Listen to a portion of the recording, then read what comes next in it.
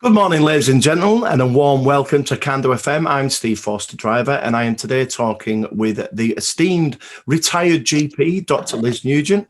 Hello, Liz. How are you? I'm really well, thank you, Steve. That was a lovely intro. Oh, well, now, we're here today to talk about quite a serious thing. There's been some suggestion of the new reforms with regards to refugees coming through into the country. And I know that you're involved quite heavily with the refugees here in Barrow. What's going on? Well, I thought what it might be worth doing to begin with is to tell you the story of one of the families that have come to Barrow. Yeah. Will that be okay? I'll try and be That's brief. absolutely brilliant. Yeah, thank you. Okay, this family arrived. They have their permission to tell the story, but I won't mention any names. That's right. They arrived in Barrow 2 years ago, but their story began 9 years ago, really. When they were a family living in Homs, a beautiful city in Syria, which was beginning to be bombed by the Assad regime, and things were getting a bit hairy. The dad of the family used to help rescuing people after the bombing and things like that. They had a baby in arms and a toddler at the time, and they were living with his parents. Right. He was kidnapped by the police and tortured. Oh, my word. They even called the family to make them listen to him being tortured. So when he was released, which thank God he was, it was clear that he couldn't hang around. So he left to go to Jordan. Right. And sometime afterwards, it became clear that the rest of the family needed to go as well. Things were getting very dangerous. So they went to the border, the mum and the two little ones. And it makes me think about when she talked to a group of students at Walney School, and they said, well, what did you take with you when you ran, when you left Syria? And she said, I took nothing. I had my baby in one arm and my toddler holding my hand, and we ran across the border through the bombs. She was lucky her husband was on the other side. Yeah. And they were lucky because Jordan accepts refugees. Yeah. So they lived in Jordan for 7 years. And it wasn't like it was a horrible time for them, really, because everybody speaks the same language, so that helps. And they made lots of friends. But in Jordan, you can't ever really be a full citizen. The children were educated slightly differently. Right. You didn't have access to healthcare. You had to pay for healthcare. Okay. It was clear they were never going to be real citizens in Jordan. No. And there was some health problems involved in the family. So when the government were taking people to resettle them who were vulnerable, usually with health problems, and so they were given the option to leave and to come to England. And after a lot of thought, they didn't know where they would come to, whether there'd be other people here that would speak the same language as them. They got on a flight and they came and they landed in Barrow. And since then, they've settled in well. The kids both sound like they lived in Barrow all their lives. They're great in school. Dad's working, paying taxes. Mum's at college. And they're just such an asset to our community. And they're so much fun to be with. And so that's the situation. They were resettled in a regular way. And at the moment, you can either be resettled in that sort of very organised way, or you can arrive in the country, which is the way a lot of people think about refugees arriving. And at the moment, if you arrive and you go through all the legal processes, then you can be deemed to be in danger and be given the right to stay here. what the government are proposing means that will never happen. You can be resettled here. It's not clear how many people will be resettled. Yeah. They've said they'll use a point system. So if you have skills that the country want, or you speak good English, they will go in your favour. Only 1% of refugees in the world are resettled in that organised way. Yeah. The government in this bill keeps saying it's the legal way. The international law says there's no such thing as an illegal refugee, because by definition, if when this family went into Jordan, the Jordan government said, no, this is illegal, we're not letting you have to go home somewhere else. Yeah. Then where would they be? There would be no hope for refugees. So 1% of refugees are resettled in this scheme. Yeah. The new system that's been set up means that you go round and round and round in a circle, and there's no way of ever being given permission to stay in this country permanently. Right. And that's true even for people who have been identified as victims of trafficking and modern slavery. Yeah. So the government talk about helping them to recover, and that's great. If they do that, that will be wonderful, putting in mental health services and supporting them. But once they deem they've recovered, then they want to get rid of them. There's no way in this bill of actually letting them stay here and be safe and feel secure.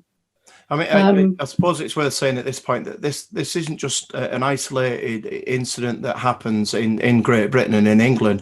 It's something that happens globally on various levels, that people who are in need seem to be put into a category of perpetual motion of moving from one place to another, unless there is a direct interest for the country to have the person there. The thing that strikes me is there's an awful lot of worry about, you mentioned that the father managed to get away first and then his wife and children joined him. But what about other members of the family? Do they become a target because they can't get to the person that they wanted? Well, they've left as well. One brother lives in Turkey. The mother and father, both parents of both adults in this family live in Libya. Right. Which is having its own problems with bombing and danger. Things are very difficult. And then what do people do? I mean, one of the things they've said they'll do is to send people back to the nearest safe country. Yeah. Now, that could be France or Italy or Greece or wherever the families have travelled through, coming from, say, they've come across the Mediterranean. But we actually have no arrangement with any of these countries yet to take any people back. And the other thing is, a lot of the people coming here will want to come here because they have family in the UK. Yeah. Maybe they speak English, so that's a good reason for coming. And the other thing they'd make a big play on is that they're going to fast track the system. Right. That people will have one chance to go before the legal system and present all their information.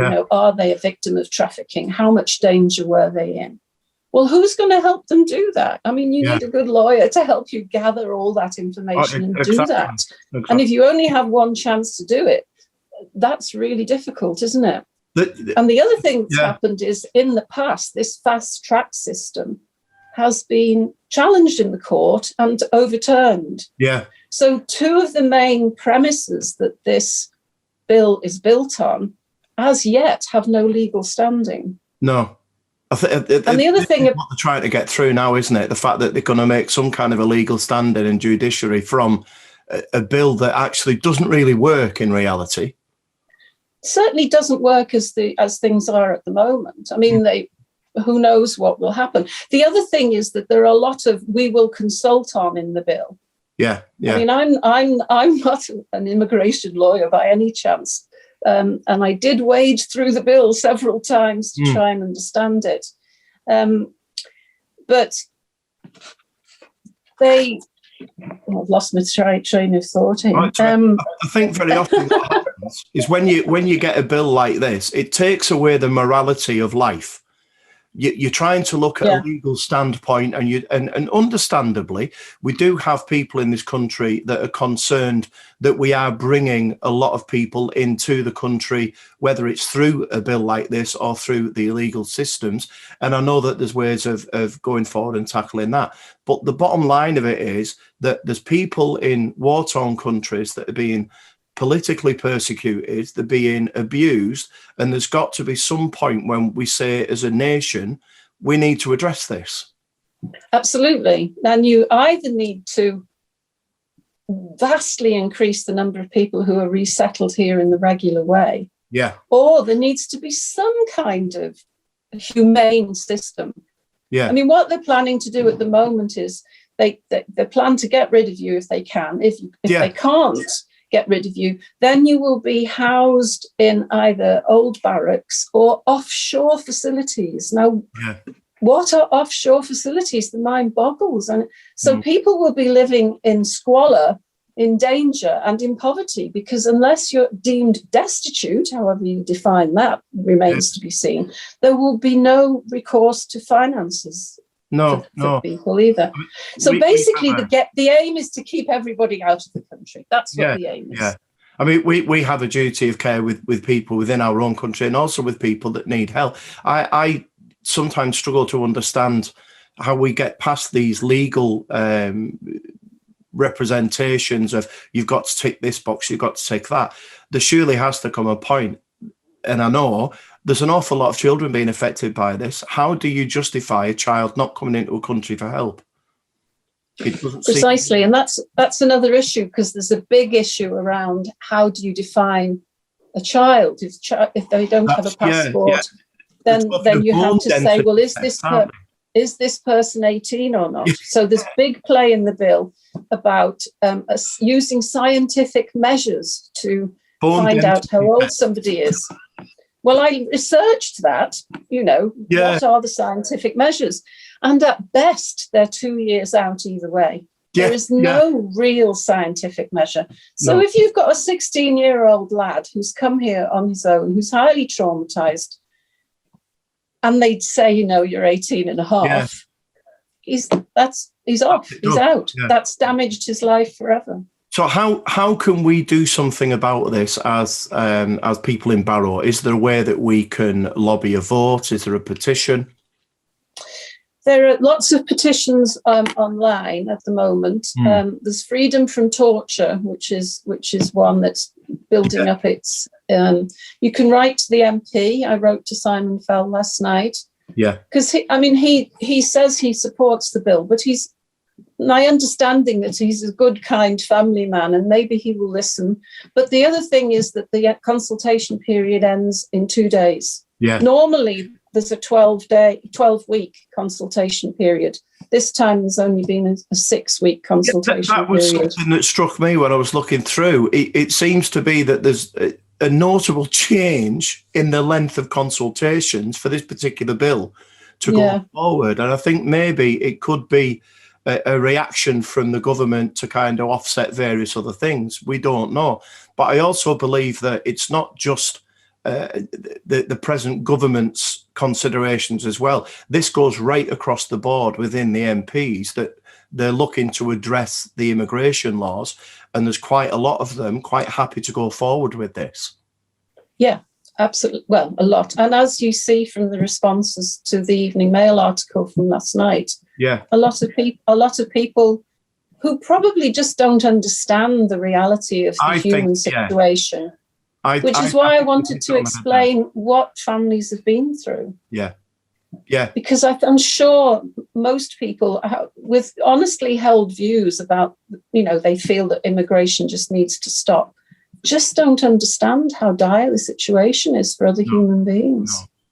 Can I just say thank you, Liz? It's been wonderful talking to you, and it's looking into this myself. I mean, I'm just a layman, and you tend to believe what's being put in the press, but when you actually look into it, for me, it becomes more of a moral issue in how do we help people to live a better life and live a safe life. And equally, That's if right. it was on the other foot, how would you feel if you were treated that way and you were being politically ostracized and you were being victimized? Where would you go? And what would you Absolutely. like to happen if you did get there? So Yeah. thank you very much. I'm sure that we'll get back in touch again and we'll have another chat a little bit further down the line to see if there's anything we can do. And the best Fantastic. is just keep talking, I think. Oh, I don't have any trouble doing that. But thank you Thanks very a lot, much, Liz. Steve. It's been wonderful to Bye. speak to you. Thank you. Bye-bye. Bye.